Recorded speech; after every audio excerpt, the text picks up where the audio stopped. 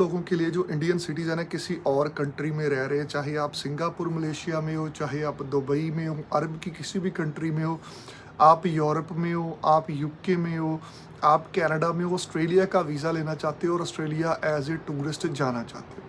सबसे पहली चीज़ तो ये है कि ऑस्ट्रेलिया का वीज़ा कन्वर्ट होना बंद हो गया, बट स्टिल अगर आप घूमने फिरने के लिए जाना चाहते हो तो ऑस्ट्रेलिया वीज़ा दे रहा है। किन लोगों को ऑस्ट्रेलिया वीज़ा दे रहा है डिस्कस करेंगे इस वीडियो में। 4 इंपॉर्टेंट कौन से फैक्टर हैं जिनके कारण आपके वीज़ा मिलने के चांस ज़्यादा हो जाते हैं या आपके जो वीज़ा मिलने के चांस हैं वो कम हो जाते हैं अगर आप एज ए इंडियन सिटीज़न किसी और कंट्री में रहते हैं। तो वीडियो स्टार्ट करने से पहले हमेशा की तरह मेरी रिक्वेस्ट है, अगर आप हमारे चैनल पर फर्स्ट टाइम विजिट कर रहे हो, चैनल को ज़रूर सब्सक्राइब करना। किसी भी तरह की वीज़ा फाइलिंग में हेल्प चाहिए तो आप हमें कॉन्टेक्ट कर सकते हो। सबसे पहले तो ये मैटर करता है कि आप किस कंट्री से अप्लाई कर रहे हो। फॉर एग्जांपल इस चीज़ का बहुत बड़ा रोल होता है क्योंकि वहाँ पर देखी जाती है आपकी current situation.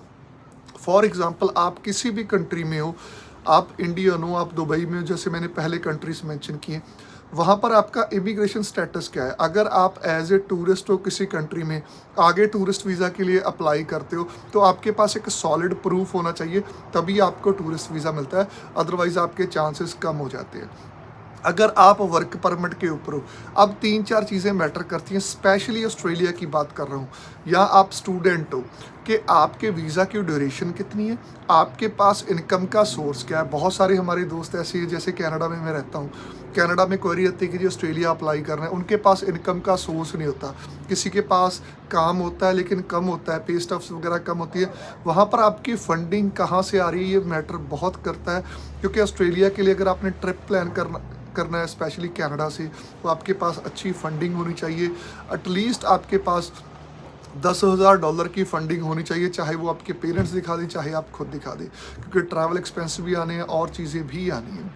Rest of the things, आपके पास इमिग्रेशन का प्रूफ होना चाहिए वैलिड, कि क्या स्टेटस है आपका, स्टूडेंट है, वर्कर हो आप, ये डॉक्यूमेंटेशन अगर आपके कंप्लीट है तभी आप ऑस्ट्रेलिया के वीज़े के लिए सक्सेसफुली जो है एलिजिबल हो जाते हो। इसके बाद अदर फैक्टर भी मैटर करते हैं कि आप वापस क्यों आओगे, आपका स्टेटस कितना वैलिड है, आपकी जो स्टडी है वो आपने छोड़ तो नहीं दी है, आप इंटरनेशनल स्टूडेंट हो, ये चीज़। सेम सिनेरियो यूके से है, अगर आप इंटरनेशनल स्टूडेंट हो, पहले आपने ट्रैवल नहीं किया, वहाँ से जो ऑस्ट्रेलिया है उसका सक्सेस रेट थोड़ा सा कम है एज़ कम्पेयर टू कैनेडा, पहले न्यूजीलैंड का वीज़ा ट्राई करें। वैलिड स्टेटस मैटर करता है, रेगुलर सोर्स ऑफ इनकम वहाँ से भी मैटर करती है, और कितना आपका इमिग्रेशन स्टेटस पड़ा है। फॉर एग्जांपल आपके वीज़ा की वैलिडिटी कितनी पड़ी है।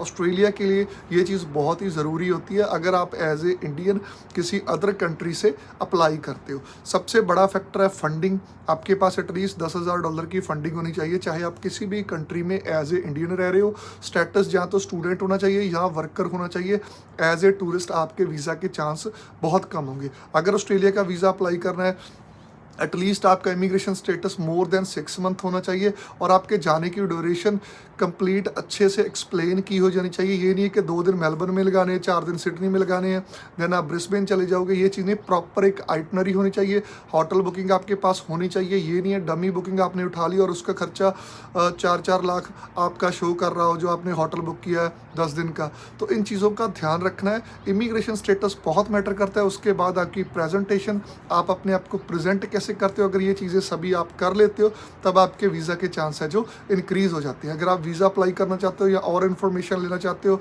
हमारा नंबर यहाँ पर फ्लैश कर रहा है, आप हमें कॉन्टैक्ट कर सकते हो। Thank you.